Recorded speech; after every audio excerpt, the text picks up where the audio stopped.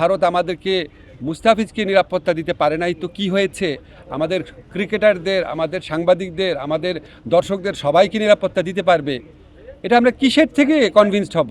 আমরা আশা করব আইসিসি আমাদের জেনুইন সিকিউরিটি রিস্কটা সুবিবেচনার সাথে নিয়ে আমাদেরকে শ্রীলঙ্কায় খেলার সুযোগ করে দেবে বিশ্বকাপ। স্বভাবতই আমরা সবাই চেয়েছি আমরা যেন বিশ্বকাপ ক্রিকেট খেলতে পারি, আমরা যেন টি-20 বিশ্বকাপ খেলতে পারি, কারণ আমাদের ক্রিকেটাররা এটা কষ্ট করে অ্যাচিভ করেছে।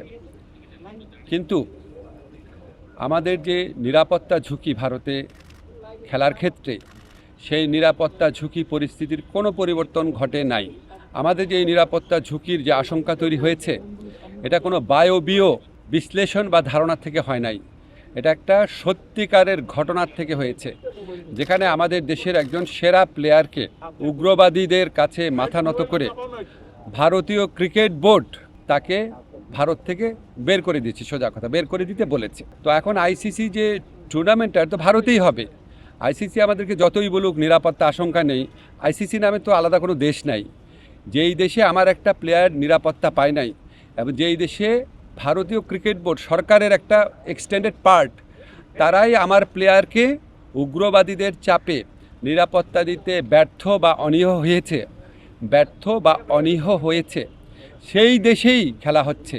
সেই দেশের পুলিশ, সেই দেশের সিকিউরিটি এজেন্সিরই দায়িত্ব হবে ক্রিকেটারদেরকে নিরাপত্তা দেওয়া। তো আমরা তাহলে ওই ঘটনার পরে কি এমন চেঞ্জ হয়েছে ভারতের, যে আমরা ভাবতে পারবো যে ভারতে আবার কোনো উগ্রবাদী আস্ফালন হবে না, এবং ভারত আমাদেরকে মুস্তাফিজকে নিরাপত্তা দিতে পারে নাই তো কি হয়েছে? আমাদের ক্রিকেটারদের, আমাদের সাংবাদিকদের, আমাদের দর্শকদের সবাইকে নিরাপত্তা দিতে পারবে?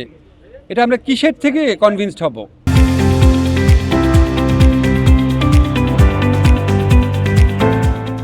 আমাদেরকে এই বিষয়ে কনভিন্স করার জন্য আইসিসি কোনো চেষ্টা করে নাই। আইসিসি আসল যে ইনসিডেন্ট সেটাকে বাদ দিয়ে তার স্ট্যান্ডার্ড যে সিকিউরিটি প্রসিডিউর সেগুলো নিয়ে আলোচনা করেছে। যেখান থেকে গ্রিভান্সটা, সেই ঘটনা নিয়ে আইসিসি কোনো স্ট্যান্ড নেয় নাই ঠিক মতো, যেটা শ্রীলঙ্কাতে আমাদের খেলার সুযোগ রয়েছে। এরকম বহু নজির পৃথিবীতে আছে যে অন্য একটা ভেন্যুতে সিকিউরিটি রিস্কের কারণে খেলা হচ্ছে। আমাদের এখানে জেনুইন সিকিউরিটি রিস্ক আছে, আমরা এখনও আশা ছাড়ি নাই। আমরা আশা করব আইসিসি আমাদের জেনুইন সিকিউরিটি রিস্কটা সুবিবেচনার সাথে নিয়ে আমাদেরকে শ্রীলঙ্কায় খেলার সুযোগ করে দেবে বিশ্বকাপ। আমরা সেই আশাবাদ নিয়ে এখনও অপেক্ষা করছি। ক্রিকেটারদের সাথে আমার যা কথা হবে সেটা আমাদের ব্যক্তিগত ব্যাপার, আমাদের প্রিভিলেজ কমিউনিকেশন। তাদের কারো কথা আমি সাংবাদিকদের বলবো না, তারা নিজেরা বলতে চাইলে বলবে। আমার কোনো কথা তাদেরকে কি বলেছি সেটাও বলবো না, শুধু এইটুক বলবো, কারণ এটা একটা প্রিভিলেজ কমিউনিকেশন। আমি যদি বলি যে ক্রিকেটাররা কী বলেছে সব আপনাদের বলবো, তাহলে তো ওরা মন খুলে কথা বলতে পারবে না। আমাদের এই সাক্ষাতের উদ্দেশ্যটা ছিল আমরা সরকার কেন এই সিদ্ধান্তটা নিয়েছে সেটা তাদের ব্যাখ্যা করে বুঝিয়ে বলা, কনটেক্সটটা বলা। আমার কাছে মনে হয়েছে যে তারা এটা বুঝতে পেরেছে, এটাই পারপাস ছিল, আর কিছুই না। আর তারা কি বলেছে সেটা বলার অধিকার আমার নাই। বিশ্বকাপ খেললে বাংলাদেশে কী ক্ষতি হবে সেটাও আপনাদের বিবেচনা নেওয়া উচিত।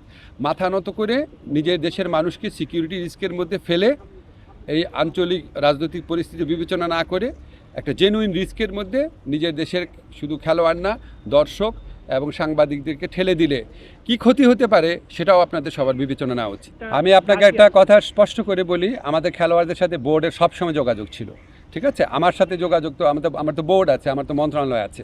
আর আপনাদেরকে আমি স্পষ্টভাবে জানিয়ে দেই, এই যে সিকিউরিটি রিস্কের কথা বিবেচনা করে ভারতে বিশ্বকাপ না খেলা, এটা আমাদের সরকারের সিদ্ধান্ত।